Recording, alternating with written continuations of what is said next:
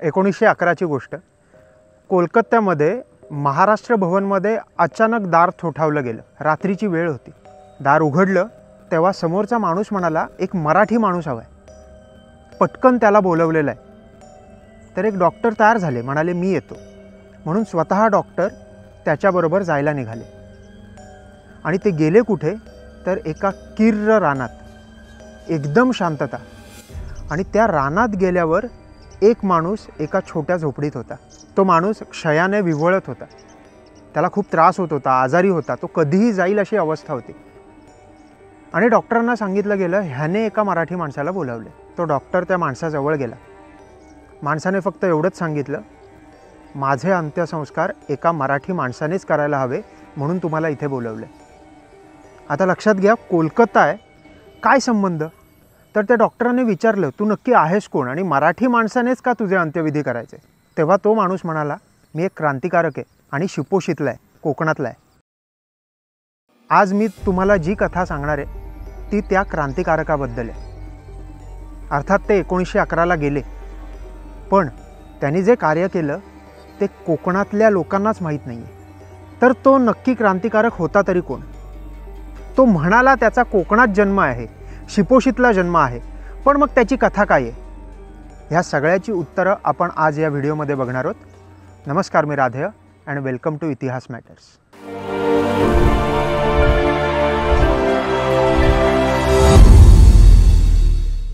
तारीख आहे 14 नोव्हेंबर 1879। शिपोशीत गोपाळराव नावाचे एक पोस्टमास्टर होते। त्यांना एक मुलगा झाला, त्याचं नाव त्यांनी गणेश ठेवलं। त्यांचं लहानपण शिपोशीतच गेलं, पण अचानक त्यांच्या बाबांची बदली अलिबागला झाली, त्यामुळे अलिबागमध्ये उरलेलं शिक्षण झालं आणि त्याच्यानंतर दापोलीला बदली झाली, जिकडे त्यांनी मॅट्रिक पूर्ण केलं। 1879 नंतरचा म्हणजे साधारण 1900च्या आसपासचा काळ आहे। तिकडे बेसिक शिक्षण झालं की लगेच माणूस जॉबला लागत होता, काही ना काहीतरी नोकरी मिळत होती, अर्थार्जन होत होतं आणि माणूस जगत होता। पण गणेश त्यातले नव्हते। गणेश यांनी मॅट्रिक केल्यानंतर त्यांच्या डोक्यात कायम हे स्वातंत्र्याचे वारे होते आणि त्या सगळ्या सर्कलमध्ये त्यांची ओळख व्हायला लागली। हळूहळू अनेक कामांसाठी ते पुण्याला जायला लागले आणि पुण्याला गेल्यावर त्यांच्या आयुष्यातला एक वेगळीच कलाटणी मिळाली। एक क्रांतिकारक तयार होत होता आणि पुण्यात एक अतिशय पोषक वातावरण त्यांना मिळालं आणि ते वातावरण होतं त्यांच्या गुरुच्या अधिपत्याखाली। तो गुरु होता लोकमान्य बाळ गंगाधर टिळक। 1901 साली त्यांचं लग्न झालं आणि त्याच्यानंतर त्यांनी गिरगावमध्ये बदामवाडीत राहायला सुरुवात केली। तिथे किरकोळ ते काम करत होते आणि काम करत असताना विशेष गोष्ट म्हणजे त्यांचं घर हे क्रांतिकारकांचा अड्डा होतं। 1901चा काळ आहे, अजून पटलावर गांधी आलेले नाही आहेत, क्रांतिकारक चळवळी खूप जोरात चालू नाही आहेत। लाला लाजपतराय, बाळ गंगाधर टिळक आणि बिपिनचंद्र पाल, लाल बाल पाल ह्यांचं क्रांतिकार्य खूप जोरात पसरत आहे। 1905ची वंगभंग चळवळ पण अजून सुरू व्हायचे। 3 राज्य तेव्हा स्वातंत्र्यात खूप जास्ती प्रबळ होती। ती 3 राज्य कुठली आत्ताची कन्सिडर केली तर पंजाबचं राज्य, बंगालचं राज्य आणि महाराष्ट्र राज्य। ह्याच्यातले क्रांतिकारक एकमेकांशी कायम कॉन्टॅक्टमध्ये होते आणि विशेष गोष्ट अशी की ब्रिटिशांना तेव्हा काही पत्रव्यवहार सापडला। पत्रव्यवहारात त्यांच्या हेरांकडून एकच गोष्ट कळत होती की ह्या बदामवाडीतल्या घरात जी अण्णा नावाचा कोणतरी एक माणूस आहे आणि तिथे बंगाली क्रांतिकारक आणि मराठी क्रांतिकारक हे एकत्र बसतात। हळूहळू ब्रिटिशांचं लक्ष त्यांच्यावर वाढत होतं आणि जी अण्णांना हे समजत होतं। आता हे जी अण्णा तुम्हाला मी जे सांगतोय ते स्वतः गणेश गोपाळ आठले। मी मुद्दाम नाव पूर्ण का सांगतोय ह्याचं कारण मी तुम्हाला शेवटी सांगेन, पण हे जी अण्णा आहेत, हे जी अण्णा हे कायम ब्रिटिशांच्या नजरेत तेव्हा येत होते। आता एक इंटरेस्टिंग गोष्ट साधारण 1904-05 मध्ये तिकडे घडत होती। बदामवाडीत जी अण्णांच्या घरी अनेक लोक रासायनिक पदार्थ घेऊन येत होते। तिथे रसायनं आणायची, त्याच्यावर एक्सपेरिमेंट करायचं, ह्या सगळ्या गोष्टी चालू होत होत्या आणि त्याच्यात 3 लोक अग्रेसर होती। एक म्हणजे स्वतः जी अण्णा, दुसरे गोविंद बापट आणि तिसरे दामू अण्णा जोशी। आता ही 3 लोक काय करत होती मुंबईत, तर त्या काळी तेव्हा बॉम्ब मेकिंग, बॉम्ब कसा बनवायचा ह्याची जर्नल्स उपलब्ध करून घेत होती। कुठेतरी एका लॅबोरेटरीमध्ये काम करून तिकडनं कुठली तरी पदार्थ चोरणं, ती मग बदामवाडीत त्यांच्या घरी आणणं, हे सगळं चालू होतं। लक्षात घ्या, ती कागदपत्र आणि ती सगळी जी डॉक्युमेंट्स होती ती डॉक्युमेंट्स स्वतः जी अण्णांच्या घरी एका ट्रंकमध्ये ठेवलेली होती. आणि अचानक असं समजलं की स्वतः जी अण्णांच्या घरी गणेश आठलेंच्या घरी छापा पडणार आहे. आणि म्हणून गणेश आठले कोलकात्यामध्ये गेले. कोलकात्यामध्ये बॉम्ब मेकिंगचं काम चालू होतं. बॉम्ब तयार झाला होता, त्याच्यावर एक्सपेरिमेंट केलेलं होतं आणि आता बॉम्ब फुटू शकतो हे समजलं. आणि सर्वात भयानक गोष्ट जी घडली, जी आपल्याला सगळ्यांना माहिती आहे, ती म्हणजे खुदीराम बोस आणि प्रफुल्ल चाकी ह्यांनी एक बॉम्ब फोडला 1908 साली. इंटरेस्टिंग गोष्ट ही आहे की खुदीराम बोस यांचं नाव आपल्याला माहिती आहे, पण तो बॉम्ब बनवणारा व्यक्ती होते स्वतः गणेश गोपाळ आठले. ते कोलकात्यामध्ये ते काम करत होते. जेवढं खुदीराम बोसांचं महत्त्व होतं तेवढंच ह्या आठलेंचं म्हणजे जी अण्णांचं महत्त्व होतं. इंटरेस्टिंग गोष्ट ही, त्याच्यानंतर गणेश गोपाळ आठले हे हिट लिस्टवर आले आणि त्याच्यानंतर तिकडून त्यांनी पलायन केलं ते अमेरिकेतनं नंतर इंग्लंडमध्ये गेले. इंग्लंडमधनं जर्मनी, इटली, स्पेन सगळीकडे ते फिरले. तिकडे फिरल्यावर सुद्धा क्रांतिकार्य कधी थांबलेलं नव्हतं. क्रांतिकार्य थांबलंच नाही आणि त्याच्यानंतर ते परत लपून छपून भारतात आले, पण त्यांना मुंबईत येणं शक्य नव्हतं. त्याच्यानंतर अनेक क्रांतिकारकांना, अनेक निकटवर्तीय लोकांना गणेश गोपाळ आठले कुठे आहेत हे शेवटपर्यंत कळलं नाही. पण पुढची कथा अजून इंटरेस्टिंग आहे. अनेक नावांनी स्वतः गणेश गोपाळ आठले पूर्ण देशात फिरत होते. साधारण नॉर्थ इंडियामध्ये, आता उत्तर भारतात बंगाल, कोलकाता, उत्तर प्रदेश या सगळ्या पार्टमध्ये ते फिरत होते. काही ठिकाणी गुप्तचर यंत्रणेंना मदत करत होते, काही ठिकाणी बॉम्ब बनवण्याची पूर्ण तंत्रज्ञान लोकांना सांगत होते, नवीन क्रांतिकारक तयार करत होते. आणि ह्याच्यात ती क्रांती चळवळ एवढी भयंकर होती की ब्रिटिशांना फक्त असा एक कोणतरी व्यक्ती आहे, ह्या सगळ्या लोकांमधला एक दुवा स्वतः आठले आहेत एवढं समजत होतं. ते सोडून काहीही समजत नव्हतं.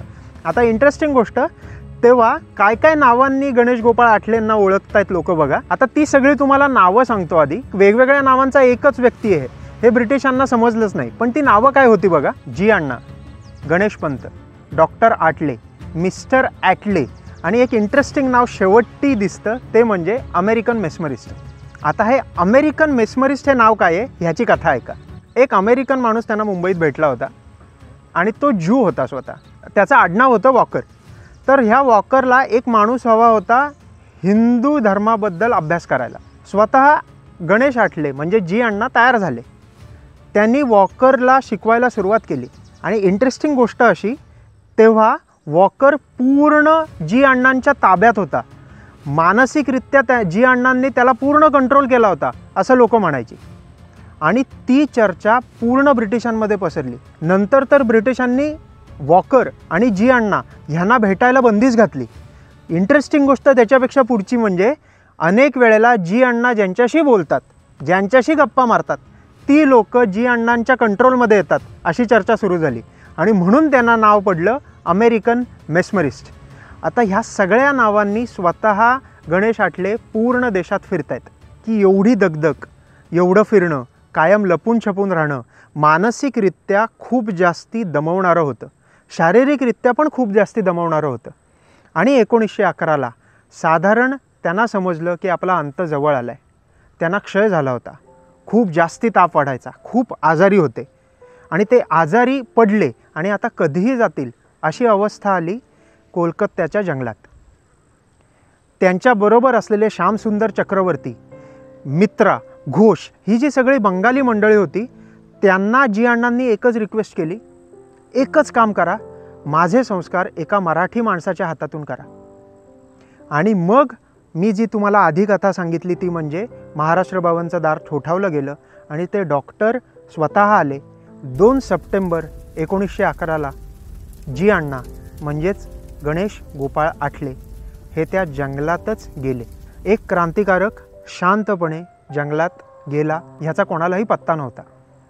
एक क्रांतिकारक, एक महान देशाचा क्रांतिकारक, मी तसं म्हणीन खरं तर एक आद्य क्रांतिकारक त्या कोलकात्याच्या जंगलात गेला. तो स्वतः कोकणातला होता, शिपोशीतला होता, पण त्याचा पत्ता त्याच्या घरच्यांनाही नव्हता. मग तुम्ही म्हणाल की ही कथा कशी समजली? हे सगळं समजलं कसं? जे डॉक्टर ह्यांनी त्यांच्यावर अंत्यसंस्कार केले त्या डॉक्टरांचं नाव आहे डॉक्टर केशव बळीराम हेडगेवार. 1925 साली त्यांनी संघाची स्थापना केली. जी अण्णांनी जेव्हा ही सगळी कथा हेडगेवारांना सांगितली, अगदी शेवटचे काही तास जेव्हा ते हेडगेवारांबरोबर बोलत होते, तेव्हा हेडगेवारांना समजलं हा कोणतरी कोकणातला व्यक्ती आहे आणि ह्याचं कार्य उत्तुंग आहे. त्यांनी ते लिहून ठेवलं, म्हणून ती कथा आपल्यापर्यंत आत्ता पोचते. सर्वात दुर्दैवाची गोष्ट ही की हेडगेवारांनी 6 महिन्यानंतर कसाबसा शिपोशीत गोपाळरावांना कॉन्टॅक्ट केला आणि गोपाळरावांना विचारलं की असा कोण व्यक्ती होता का. गोपाळरावांचं पत्र यायला वेळ गेला, पण हेडगेवारांशी कॉन्टॅक्ट झाल्यानंतर म्हणाले असा कोणतरी आहे. तेव्हा हेडगेवारांनी साधारण तब्बल 8 ते 9 महिन्यांनी आठलेंच्या घरी बातमी कळवली की तुमचा मुलगा गेलाय, एक महान क्रांतिकारक गेलाय, त्यांच्या आत्म्यास शांती लाभो. त्याच्या पुढची गोष्ट आणि दुःखकारक गोष्ट ही आहे की सगळी सूत्र हलवली गेली, शिपोषित लोक आली, सगळे आली. ते म्हणाले आम्हाला या क्रांतिकारकाचा गौरव करायचा आहे, ह्या क्रांतिकारकाचा सन्मान करायचा आहे, कधीतरी हा अनेक लोकांना प्रेरणा देईल, पण ह्यांनी जे कार्य केलं त्याचं काहीतरी तुमच्याकडे असेल तर प्लीज मला द्या. म्हणून ते शिपोषित घरी गेले.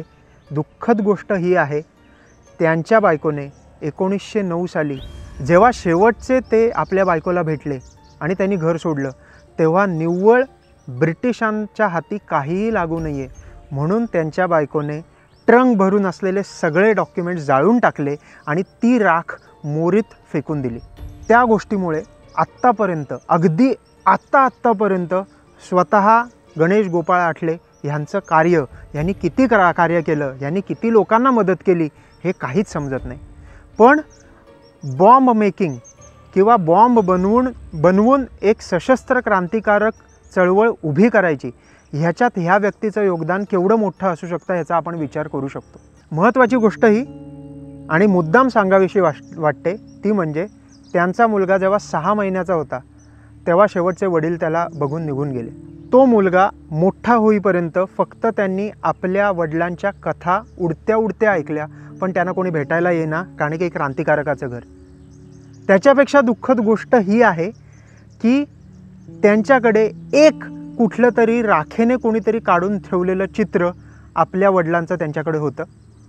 ते अगदी 1951 ते 53पर्यंत जपून ठेवत होते आपल्या घरी. 1953ला खूप मोठा पूर शिपोषित आला आणि ते एकमेव त्यांचं चित्र वाहून गेलं, खराब झालं.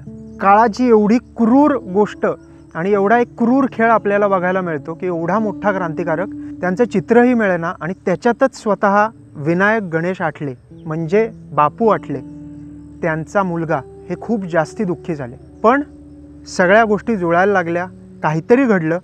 बापूंनी एवढं ठरवलं की त्यांचं एक चित्र मिळवायला हवं आणि त्यांच्या मुलाला म्हणजेच गणेश आठलेंच्या नातूला कुठूनतरी एका कीर्तनकाराकडनं एक फोटो मिळाला. तो फोटो दाखवून त्यांनी कोलकात्यामध्ये कॉन्टॅक्ट केला. हेडगेवारांच्या काही स्मरणातील गोष्टी मिळाल्या, अनेक ब्रिटिशांची तेव्हाच्या डॉक्युमेंट्समधनं नावं मिळाली आणि त्याच्यानंतर कळलं खुदिराम बोस यांनी जो बॉम्ब फोडला तो बॉम्ब ह्या गणेश आठलेंनी तयार केलेला होता. ही सगळी कथा सांगताना मुद्दाम सांगायची गोष्ट काय आहे, कोकणातल्याच लोकांना स्वतः अजून हा व्यक्ती माहीत नाही आहे. आणि मुद्दाम सांगतो, तो जो एक शेवटचा फोटो गणेश गोपाळ आठलेंचा मिळाला, तो फोटो ही एकच त्यांची आठवण आणि हे एकच गोष्ट त्यांची आत्ता हयात आहे. आणि दुसरी गोष्ट आहे ती म्हणजे श्यामसुंदर चक्रवर्तींनी एका चंदनाच्या लाकडावर वंदे मातरम हे लिहून ठेवलेलं आहे. तर तो फोटो आणि त्या चंदनाच्या लाकडाचा फोटो हा मुद्दाम टाकतोय. आत्ता एकदा तो फोटो बघा आणि त्या फोटोला नक्की नमस्कार करा. 47 नंतर स्वातंत्र्य मिळालं. अनेक स्वातंत्र्यवीरांना आणि स्वातंत्र्यवीरांच्या पुढच्या पिढीला गव्हर्नमेंटकडनं काही ना काहीतरी मदत मिळाली, काही थोडंसं अनुदान मिळालं, डोनेशन मिळाले, फंड मिळाले. पण बापू आठलेंचं कर्तृत्व हे आणि बापू आठलेंचा मोठेपणा हा की ते म्हणाले माझ्या वडिलांनी कधीही प्रसिद्धीची अपेक्षा ठेवलेली नाही, कधीही पैशाची अपेक्षा ठेवली नाही. त्यांनी देशासाठी आपलं पूर्ण आयुष्य बलिदान दिलं. त्यांनी जे केलं असेल, मी त्यांचाच मुलगा आहे, मी एकही रुपयाचं अनुदान कोणाकडनंही घेणार नाही. माझी फक्त एवढीच रिक्वेस्ट आहे, माझी फक्त एवढीच इच्छा आहे की शिपोषित जिथे त्यांचा जन्म झाला, जिथे माझ्या वडिलांचा जन्म झाला, तिथे त्यांचं छोटंसं स्मारक व्हावं. दुःखद गोष्ट ही आहे, साधारण 1951-52ला ही सगळी स्कीम सुरू झाली. पुढचे 40 वर्ष स्वतः बापू 1990पर्यंत त्यांच्या स्मारकासाठी प्रयत्न करत होते. एकही स्मारक होऊ शकलं नाही. बापू स्वतः 1995ला गेले, पण त्यांच्या हयातीत त्यांच्या वडिलांचं स्मारक होऊ शकलं नाही. 2001-2ला ते स्मारक झालं आणि ते स्मारक अशाच ठिकाणी झालं जिथे शिपोशीत स्वतः बापूंनी अनुदान देऊन, स्वतःची जागा देऊन एक शाळा उभी केलेली, एक गव्हर्मेंट स्कूल सुरू केली आणि त्याच्या आवारात ते स्मारक आहे. हे एकमेव असं गणेश गोपाळ आठले ह्यांचं कोकणातलं स्मारक. भारतात तर त्यांची ओळख किती जणांनाही माहीत नाही. दुर्दैवाची गोष्ट कायम सांगावीशी वाटते की ही अवहेलना एका एवढ्या महान क्रांतिकारकाची आपल्याकडनं होते आणि ती होऊ नये म्हणून हा व्हिडिओ करायचा प्रयत्न. आता एकच गोष्ट आहे, ज्यांना ज्यांना ही कथा माहीत नाही आहे, ज्यांना ज्यांना हे माहीत नाही आहे की असा एक व्यक्ती रत्नागिरीत कोकणात शिपोशीत होऊन गेला, त्यांना प्लीज ही कथा नक्की शेअर करा. त्याहीपेक्षा कधीतरी शिपोशीत गेला तर त्या स्मारकाच्या समोर नतमस्तक व्हा, 5 मिनटं बसा, गणेश गोपाळ आठलेंची आठवण काढा आणि त्यांना परत एकदा नमस्कार करा.